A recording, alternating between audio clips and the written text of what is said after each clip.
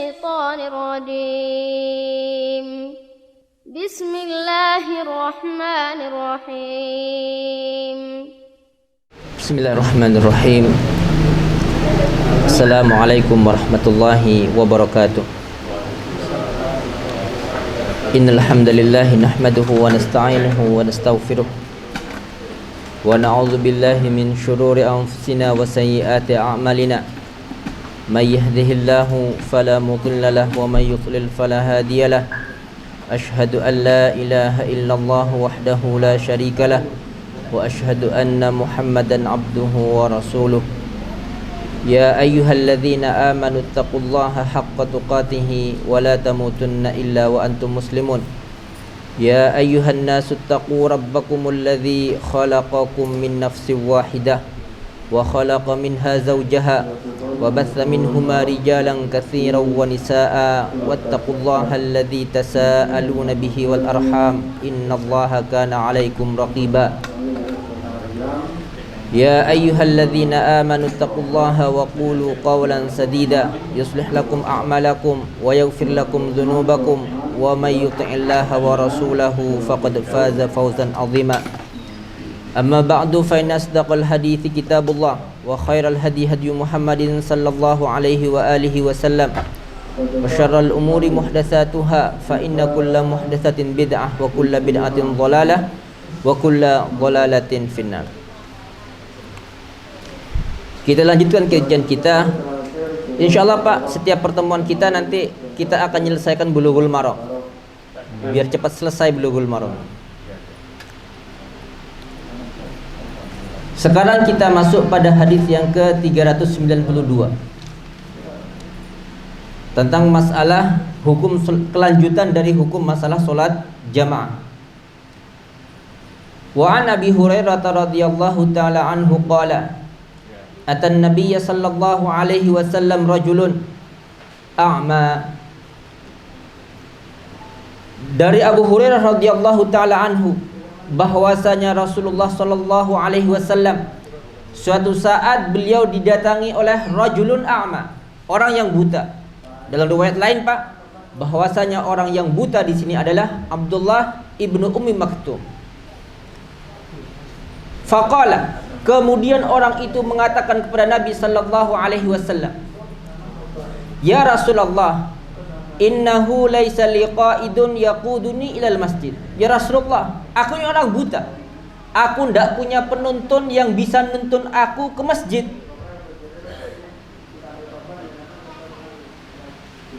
Farahhasalahu.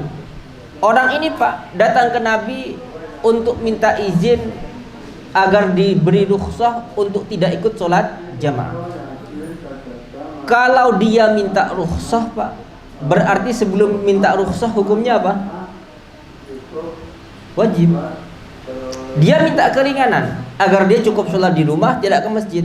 Kenapa? Karena dia buta, tidak punya tukang tuntun yang bisa nuntun dia ke masjid. Farahhasalahu. Awalnya Nabi sallallahu alaihi wasallam rakhasalahu, memberinya rukhsah untuk tidak ikut sholat jamaah. Kenapa? Orangnya buta. Alasannya apa? Orangnya buta, tidak memiliki tukang tuntun yang bisa nuntun mereka ke masjid. Mungkin ini logis Pak. Maka Nabi pun memberikan rukhsah. Falamma walla, ketika Nabi hendak berpaling, maka Nabi sallallahu alaihi wasallam memanggil orang itu. Hal tasma'un nida lis-shalah? Hal tasma'un nida bis-shalah? Kamu mendengar suara panggilan azan? Qala na'am. Ya Rasulullah, saya mendengar. Apa kata Nabi? Fa'ajib. Penuhi panggilan itu. Artinya apa? Jangan sholat di rumah, sholatlah kamu di masjid. Secara logika Pak, kalau orang buta saja masih diperintahkan oleh Nabi sallallahu alaihi wasallam untuk sholat jamaah di masjid, bagaimana dengan orang yang sehat, seker-meker, nggak buta, ke masjid juga jalannya enak Pak. Bahkan Pak, dalam riwayat yang lain, dari masjid, dari rumah orang ini Pak mau ke masjid, itu jalannya itu banyak binatang berbisa. Banyak binatang berbisa. Karena zaman dahulu nggak kayak sekarang Pak. Kalau sekarang kan aspal, jalannya aspal, pakai paving, jalan sudah nyaman. Binatang buas sudah tidak ada sudah. Di sini mana di binatang buas? Sudah tidak ada Pak. Kalau dulu Pak, anjing liar, singa liar, banyak sekali singa-singa itu. Tapi mereka masih apa? Ketika orang ini minta izin karena kondisinya buta, tidak punya penuntun, Nabi Shallallahu Alaihi Wasallam masih memerintahkan dia untuk mendatangi sholat jamaah. Seandainya yang izin orang yang seger-meger Pak, mungkin sejak awal Nabi sudah tidak memberikan izin. Bahkan dalam hadis yang dulu Pak yang kita baca, bahwasanya Rasulullah Shallallahu Alaihi Wasallam pernah mengancam mereka yang tidak mau sholat jamaah akan dibakar rumahnya. Nabi tidak jadi membakar Pak, karena di rumah itu ada wanita dan anak-anak. Seandainya nggak ada wanita dan anak-anak, tentu Rasulullah Shallallahu Alaihi Wasallam akan betul-betul melaksanakan niat beliau, membakar rumah orang-orang yang tidak mau melaksanakan sholat jamaah. Ini menunjukkan Pak pentingnya sholat jamaah. Termasuk Pak yang menjadi dalil kuat untuk wajibnya sholat jamaah. Kalau kondisi perang Pak, musuh sudah di depan, tiba waktu sholat sendiri-sendiri boleh enggak? Enggak boleh. Tetap harus apa? Berjamaah. Itu kondisi perang Pak, musuh sudah kelihatan, tapi sholat masih berjamaah. Karena itu Pak, ada tata cara sholat khauf. Ada tata cara sholat khauf. Jadi kalau dalam kondisi perang masih disyariatkan berjamaah, meskipun harus mengubah beberapa tata cara sholat Pak ketika berjamaah, ini menunjukkan pentingnya berjamaah. Sekarang Pak, perang tidak ada, awak seger, jalan ke masjid enak, yo nggak mau jamaah lah, kebangetan. Subhanallah Pak. Ibnu Mas'ud radhiyallahu taala anhu itu bercerita Pak, dahulu pada masa Nabi itu sholat berjamaah itu betul-betul diperhatikan sama para sahabat. Sampai di antara mereka kalau ada yang sakit Pak, yuhada itu Pak dipapah sama teman-temannya, kemudian diberdirikan di tengah-tengah shaf agar mereka bisa berjamaah. Bahkan kata Ibnu Mas'ud, pada masa Nabi kalau ada orang nggak mau jamaah Pak, itu tanda munafik yang maklum. Kalau ada orang nggak mau jamaah, mereka apa? Dipastikan orang yang munafik. Dipastikan orang munafik. Karena itu Pak, orang munafik itu Pak, seperti yang kita bahas pada beberapa pekan yang lalu Pak.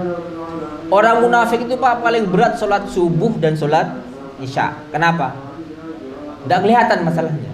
Orang munafik itu Pak sholatnya kan biar kelihatan muslim. Orang munafik itu Pak orang kafir yang menyembunyikan kekufurannya, menampakkan keislaman. Kalau sekarang enggak Pak, banyak orang muslim ngaku muslim tapi menampakkan kekufuran. Iya Pak. Dulu di masa Nabi Pak, orang kafir itu Pak yang hidup di tengah-tengah kaum muslimin, kadang-kadang mereka mengkhawatirkan keselamatan dirinya.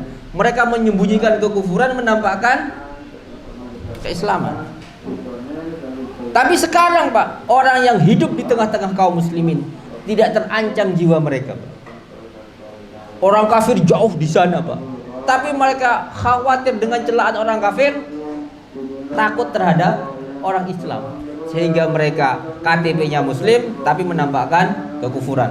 Inilah Pak yang dalam istilah kaum muslimin disebut dengan zindiq. Jadi zindiq itu Pak kebalikan orang munafik. Kalau munafik itu Pak orang kafir menampakkan keislaman. Kalau orang zindiq, orang Islam menampakkan kekufuran. Waliyadzubillah. Dan ini banyak terjadi sekarang Pak. Hanya karena ingin dibilang toleran, mereka rela menjual agamanya Pak. Hanya ingin dibilang toleran.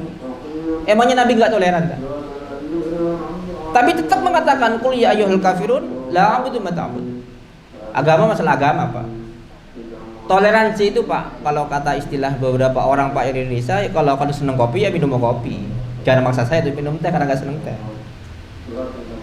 Bukan toleran itu Pak, yang seneng ayam harus memaksa orang yang nggak seneng ayam untuk makan ayam. Enggak. Kalau toleran Pak, yang seneng ayam silakan makan ayam, yang seneng ikan ya silakan makan ikan. Jangan saling memaksa, jangan Pak. Agama itu masalah yang sakral Pak. Jangan dibuat mainan. Apalagi cuma ingin dikatakan toleran kemudian mengatakan semua agama sama.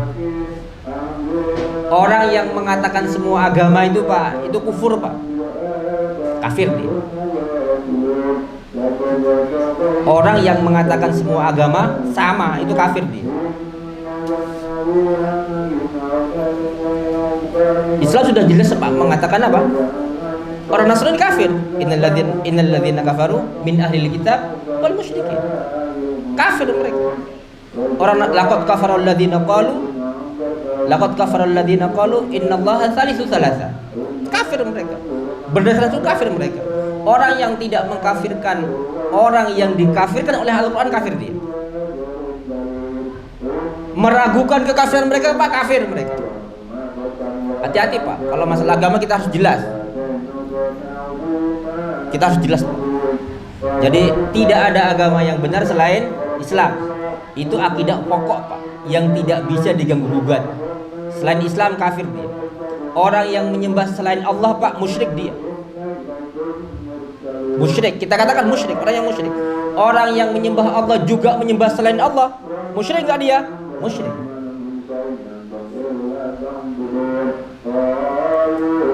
Jadi kita nggak boleh basa-basi Pak kalau masalah agama. Jangan basa-basi.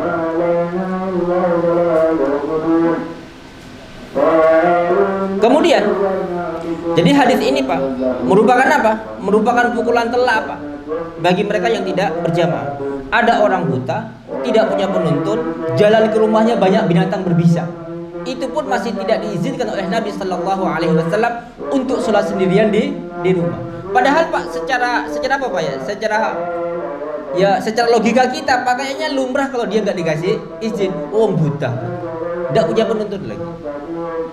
Ini merupakan pelajaran bagi kita Pak. Ketika Allah Subhanahu Wa Taala memberikan kita jasad yang sehat, jalan yang kita jalani itu aman dari binatang-binatang yang membahayakan kita. Itu kita syukuri Pak. Dengan cara apa? Memanfaatkan segalanya untuk ketaatan kepada Allah Subhanahu wa taala. Seperti sabda Nabi yang kemarin Pak kita baca, bahwasanya fisik kita ini Pak, kesehatan kita, fisik kita ini kita habiskan untuk apa akan ditanya oleh Allah Subhanahu wa taala. Ketika kita sehat kita untuk apa digunakan, itu akan ditanya oleh Allah Subhanahu wa taala. Kalau kita mempergunakannya untuk sholat jamaah, untuk ketaatan kepada Allah Subhanahu wa taala, nanti kita di hadapan Allah punya jawaban, Pak. Punya jawaban yang bisa menyelamatkan kita di hadapan Allah Subhanahu wa taala. Kemudian hadis berikutnya, wa Ibnu Abbas radhiyallahu taala anhuma anin Nabi sallallahu alaihi wasallam qala, man sami'an nida'a falam ya'ti fala salata lahu illa min udhrin. Barang siapa yang mendengar azan akan tetapi dia tidak mendatangi azan itu, tidak jamaah maksudnya, fala salata lahu, maka salatnya tidak sah kecuali karena uzur. Tapi hadis ini dhaif. Hadis ini dhaif. Seandainya hadis ini sahih, Pak, mungkin banyak orang yang tersinggung Pak dengan hadis ini. Enggak sahih pun banyak orang yang tersinggung. Tapi ini sudah keputusan agama Pak.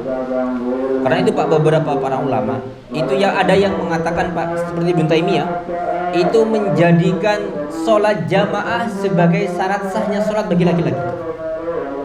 Itu Ibnu Taimiyah. Tapi yang lain tidak. Jamaah bukan syarat sahnya sholat. Kalau dikatakan syarat sahnya sholat, orang yang nggak jamaah berarti tidak sah sholat. Kenapa dikatakan bukan sebagai syarat sah sholatnya Pak? Hadis berikutnya. An Yazid bin Aswad radhiyallahu taala anhu annahu shalla ma'a Rasulillah sallallahu alaihi wasallam salatus subhi. Dari Yazid bin Aswad radhiyallahu taala anhu bahwasanya dia salat bersama Nabi sallallahu alaihi wasallam salat subuh. Falamma shalla Rasulullah sallallahu alaihi wasallam, setelah Nabi selesai salat subuh, idza huwa birajulaini lam yusalliya, ternyata di belakang itu Pak ada 2 orang yang tidak ikut berjamaah, duduk-duduk mereka. Fada'a bihima, maka Rasulullah sallallahu alaihi wasallam memanggil kedua orang yang tidak ikut jamaah itu. Faji'a bihima, maka kedua orang ini dibawa ke hadapan Nabi sallallahu alaihi wasallam. Tar'udu faraisuhuma, badannya gemeter Pak, takut salah, takut apa ya? Takut ditegur sama Nabi sallallahu alaihi wasallam.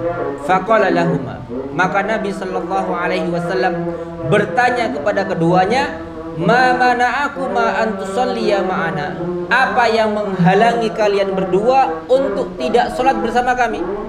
Apa yang menghalangi kalian berdua untuk salat bersama kami? Qala, maka keduanya menjawab, shallaina fi rihalina, kami sudah salat di rumah kami. Kami sudah salat di rumah kami. Mereka salat di mana, Pak? Di rumah. Seandainya salat jamaah itu menjadi syarat sahnya salat, berarti salat mereka sah apa enggak? Enggak. Seharusnya apa? Ngulang. Tentu Nabi sallallahu alaihi wasallam akan memerintahkan mereka berdua untuk mengulangi salat mereka. Tapi Nabi sallallahu alaihi wasallam dalam hadis ini tidak apa? Tidak memerintahkan keduanya untuk mengulangi salat mereka berdua. Maka Nabi mengatakan karena mereka sudah menjawab bahwasanya mereka salat di rumah mereka, maka Nabi sallallahu alaihi wasallam bersabda, "Fala taf'ala, jangan kalian lakukan. Idza shallaituma fi rihalikuma, kalau kalian sudah salat di rumah kalian berdua, summa adraktumal imam, kemudian kalian berdua mendapati imam, walam yusalli, imam itu belum salat, fasalliya ma'ahu, salatlah kalian bersama imam itu, fa innaha lakuma nafilatun, karena salatnya kalian bersama imam nafilah, itu adalah hukumnya hukum salat sunnah. Ini berlaku untuk semua salat, Pak. Kadang-kadang kita safar sudah jamaah, sehingga di masjid sedang salat lagi aja. Nanti salatnya kita bersama imam itu terhitung salat sunnah. Cuma kebetulan Pak di sini peristiwanya pada waktu salat subuh. Jadi termasuk adab Pak ketika salat, kalau kita sudah salat datang ke masjid, kok ada imam belum salat dan dia sedang salat dan dia akan melakukan salat Pak, kalau kita masih di situ, maka hendaklah apa? Salat bersama imam. Kemudian wa an Abi Hurairah radhiyallahu taala anhu qala Rasulullah sallallahu alaihi wasallam, innama ju'ilal imamu liyutamma bihi, sesungguhnya imam itu diangkat untuk diikuti. Jadi imam itu diangkat untuk apa? Diikuti. Makanya Nabi mengatakan fa idza kabbara fakabbiru, kalau imam sudah takbir maka bertakbirlah kalian. Wala tukabbiru hatta yukabbira, janganlah kalian takbir sampai imam takbir. Jadi kalau kita bermakmum Pak, bertakbirlah setelah imam bertakbir. Kalau imam belum bertakbir, jangan takbir. Kalau ada makmum Pak bertakbir sebelum imam, gak sah sholat, gak sah sholat. Tapi masalahnya Pak, ada orang begini Pak, imam takbir dia, tiba-tiba imam membatalkan takbirnya. Ada nggak seperti itu? Ada nggak? Banyak. Terutama di kampung-kampung Pak, karena mereka membatalkan sholat alasannya apa? Niatnya nggak seret katanya, kurang mantap. Karena saya pernah Pak mendapati seperti itu. Imam takbir, kita langsung takbir. Setelah kita takbir baca doa iftitah, imamnya gini lagi Pak, Allahu Akbar lagi. Bagaimana sikap kita Pak? Jangan dibatalkan. Jangan dibatalkan. Imam takbir kan takbir, nanti kita tetap sholat di belakang. Tetap kita sholat di belakang. Karena membatalkan sholat itu tidak boleh Pak hukumnya. kecuali memang syar'i mengharuskan untuk membatalkan, kayak karena ada hadas umpamanya Pak, baru dibatalkan.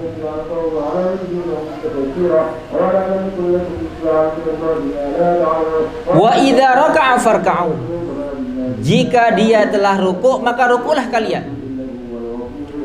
Wala tarka'u hatta yarka'a, janganlah kalian rukuk sampai dia rukuk.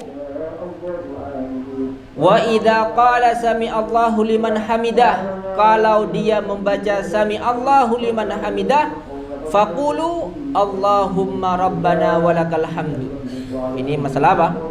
Berdiri dari rukuk. Imam membaca sami Allahu liman hamidah, kemudian diikuti imam dengan membaca apa? Rabbana walakal hamdu. Untuk ucapan sami Allahu liman hamidah bagi makmum Pak, khilaf para ulama. Ada yang mengatakan boleh membaca sami Allahu liman hamidah, ada yang mengatakan tidak usah, tidak perlu. Cukup Allah apa bagi makmum? Allahumma rabbana walakal hamd. Kalau mau ditambahi Pak, hamdan katsiran thayyiban mubarakan fi mil'us samawati wa mil'ul ardi wa mil'u ma syi'ta min syai'in ba'du. Itu juga masyru', disunnahkan oleh Rasulullah sallallahu alaihi wasallam. Atau kalau orang yang sholat sendirian Pak, tetap membaca sami Allahu liman hamidah. Tapi kalau kita bermakmum, cukup membaca Allahumma rabbana walakal hamd.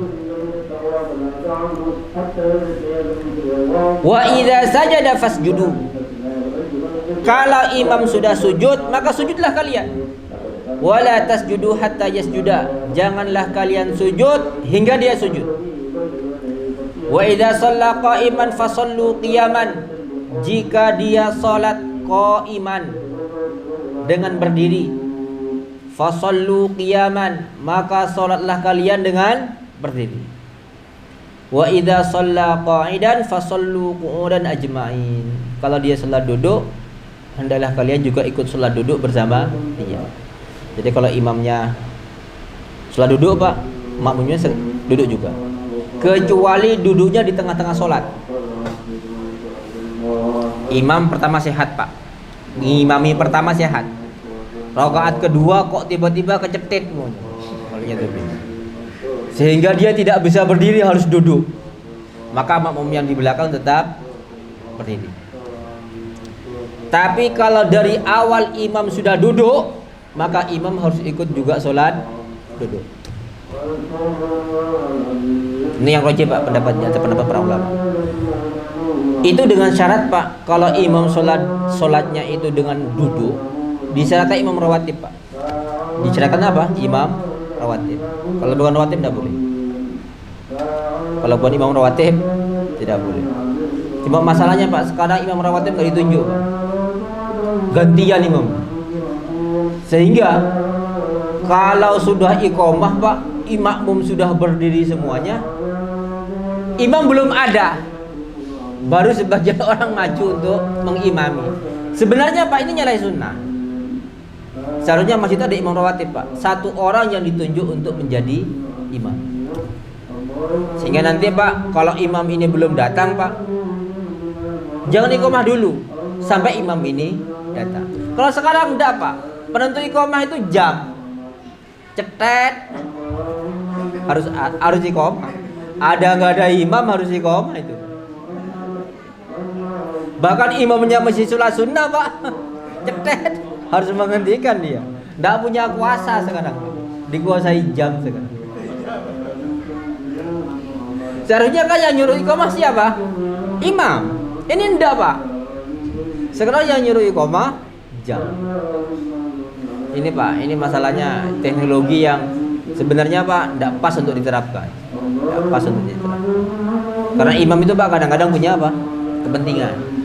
Jadi fleksibel jadinya. Kalau seorang enggak Pak, ditentukan oleh apa? Oleh jam. Jamnya salah Pak, salah semua Pak. Dan sekarang Pak adzan maghrib itu sama enggak Pak? Kenapa enggak sama? Jamnya beda. Saya pernah itu Pak, dari Bangsal itu azan, terus ke timur Pak, sampai ke Betung itu baru tarhim, selesai tarhim. Iya. Saya dari Bangsal Pak itu sudah azan, ke arah timur kan mau ke Rambi. Sampai ke Langkap apa Petung gitu Pak. Sampai ke Petung itu baru selesai tarhib. Padahal saya di Bangsal tadi sudah apa? Sudah adzan. Maju sedikit Pak, sampai ke Rambi Pak. Sudah iqamah. Berarti yang di Bangsal dengan yang di mana? Rambi itu mungkin sama, jamnya sama. Yang beda yang di mana? Yang di Petung. Subhanallah. Dan itu banyak terjadi sekarang Pak. Banyak terjadi. Coba sampai bandingkan Pak.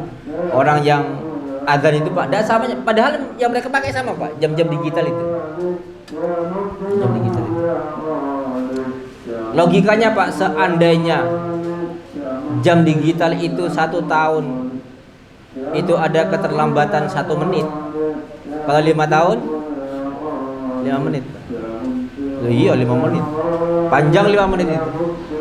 Orang makan 1 piring cukup 5 menit. Iya. Karena itu Pak, kalau puasa Pak, ada nggak yang berani ngidupin jam digital? Nggak berani Pak. Di off itu Pak. Kenapa? Takut nggak sama dengan RRI. Lah iya.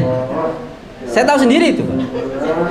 Ada di sebuah masjid Pak, kalau sudah Ramadan Pak, jam digitalnya itu Pak, yang masuk ke speaker atas diputus sama mereka. Kenapa? Khawatir jamnya ada RRI belum ada. Efeknya orang berbuka sebelum waktunya.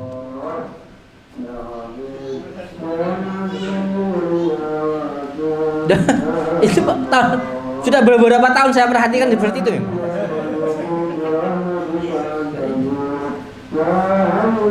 Subhanallah. Sebenarnya Pak, Islam itu mudah aja Pak. Islam itu mudah saja. Imam angkat masjid 1 orang, nanti yang menentukan iqamah apa tidak dia. Jangan dipaksa untuk harus pas dengan jam Pak. Imam itu manusia Pak. Kadang dia safar baru datang, masih perlu wudu, kadang masih perlu mandi. Jadi fleksibel jadinya. Kalau memang khawatir umpamanya Pak, nggak tepat waktu karena imamnya, ya namanya manusia Pak, ya tunjuknya 2 imam. Kalau ini nggak ada, otomatis yang imam ini. Kan enak Pak. Jadi semuanya dienakan, jangan pakai jam. Kalau pakai jam subhanallah Pak, itu merusak betul itu. Iya, betul itu merusak sebenarnya. Merusak tatanan sebenarnya.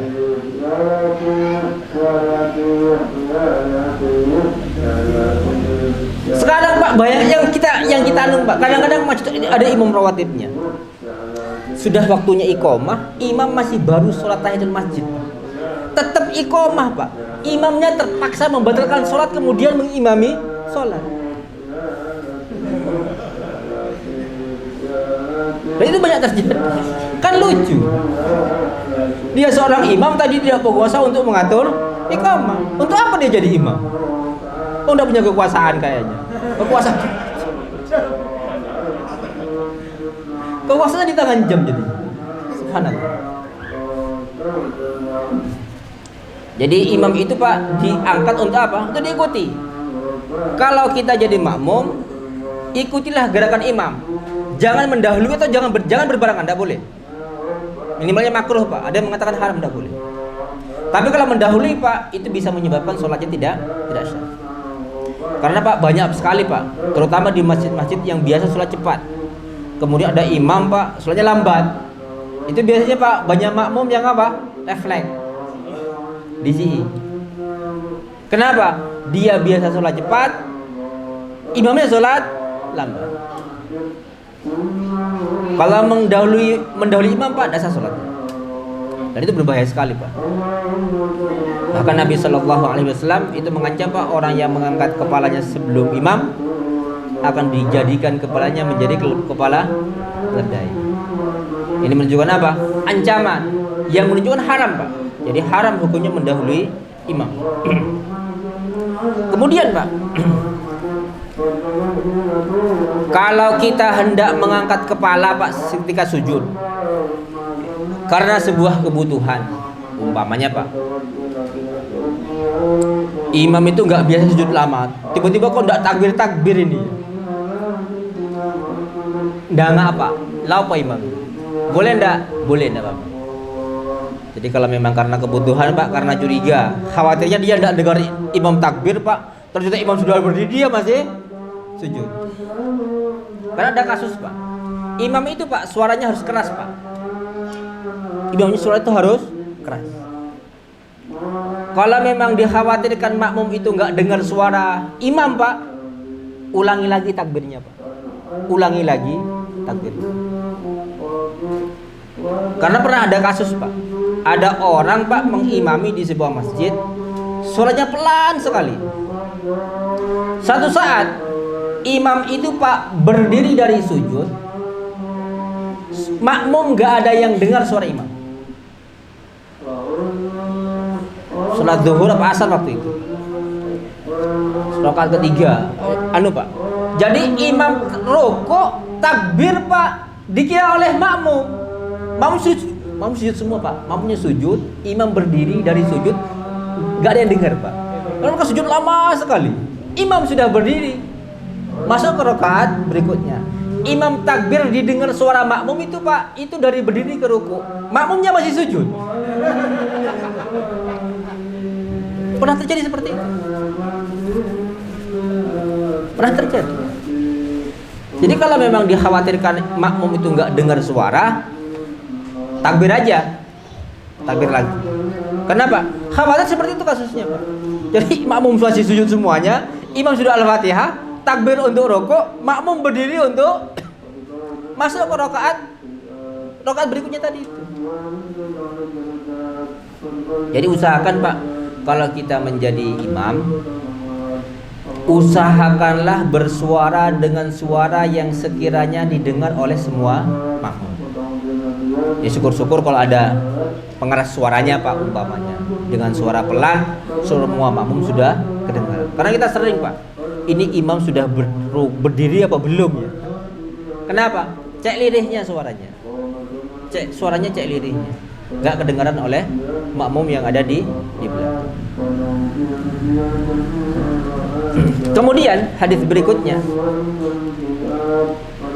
wa an Abi Sa'id Al-Khudri radhiyallahu taala anhu anna Rasulullah sallallahu alaihi wasallam ra'a fi ashabihi ta'akhuran faqala taqaddamu fa'tammu bi wal ya'tamma bikum man ba'dakum, rawahu Muslim.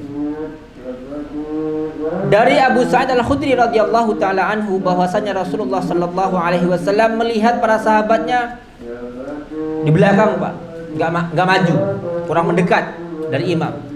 Maka Nabi memberikan mereka untuk apa? Untuk maju. Nabi mengatakan, yang melihat aku hendaklah melihat gerakanku. Tapi yang tidak melihat aku, melihat orang yang di belakangku. Terus begitu Pak. Jadi kalau sholat itu Pak usahakan apa? Rapi, shaf lurus, rapat dan rapi. Wa an Zaid bin Thabit radhiyallahu taala anhu qala ihtajara Rasulullah sallallahu alaihi wasallam hujratan mukhassafatan.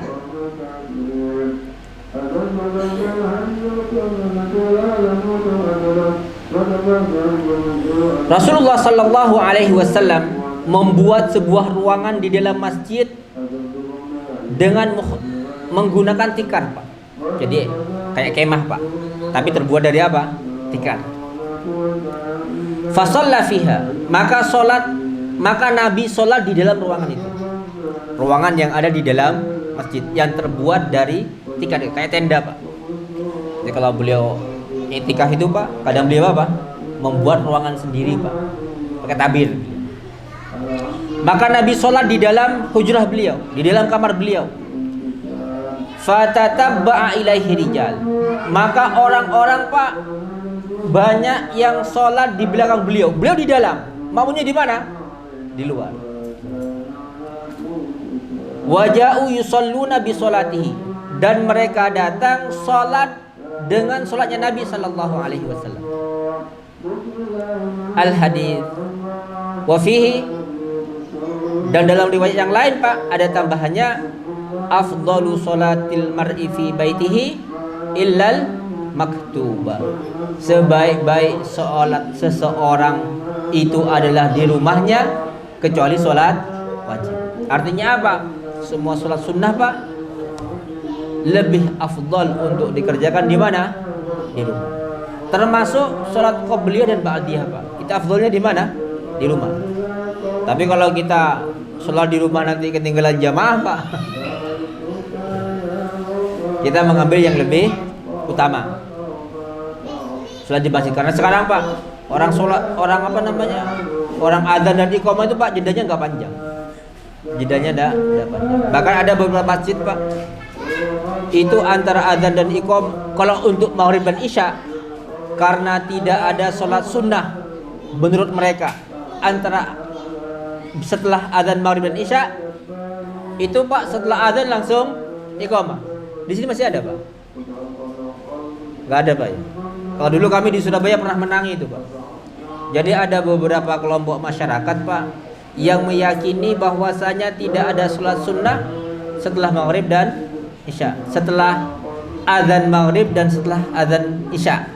Jadi nggak ada qobliyah maghrib dan ada qobliyah isya. Itu lama sekali Pak kita merayu mereka agar memberi jeda.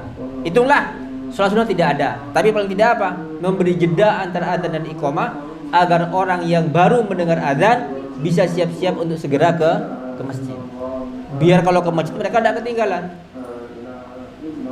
Karena sesungguhnya Pak, sebenarnya sholat sunnah antara adzan dan iqamah itu Pak disunahkan setiap adzan dan iqamah, setiap antara adzan dan iqamah. Cuma antara sholat sunnah dengan sunnah yang lain itu tingkat kesunahannya tidak sama. Kayak sholat qobliyah maghrib Pak, sudah adzan pagi. Hah? Itu para sahabat itu Pak habis maghrib banyak sholat sunnah, tapi Nabi tidak memerintahkan juga tidak melarang. Jadi Nabi tidak memerintahkan juga tidak melarang.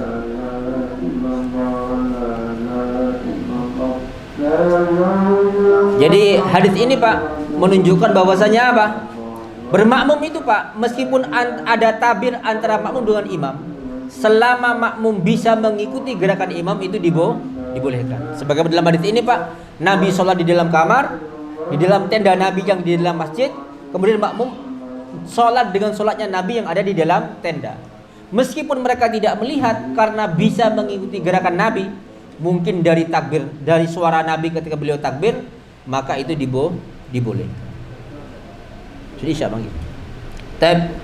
Insya Allah cukup sekian kajian kita pada hari ini. Insya Allah pekan depan Pak kita akan membahas tentang masalah bacaan imam ketika dia menjadi imam. Harus melihat kondisi makmum. Aqulu qouli hadza wa astaghfirullah li wa lakum innahu huwal ghafurur rahim. Subhanakallahumma bihamdika asyhadu an la ilaha illa anta astaghfiruka wa atubu ilaik. Assalamualaikum warahmatullahi wabarakatuh.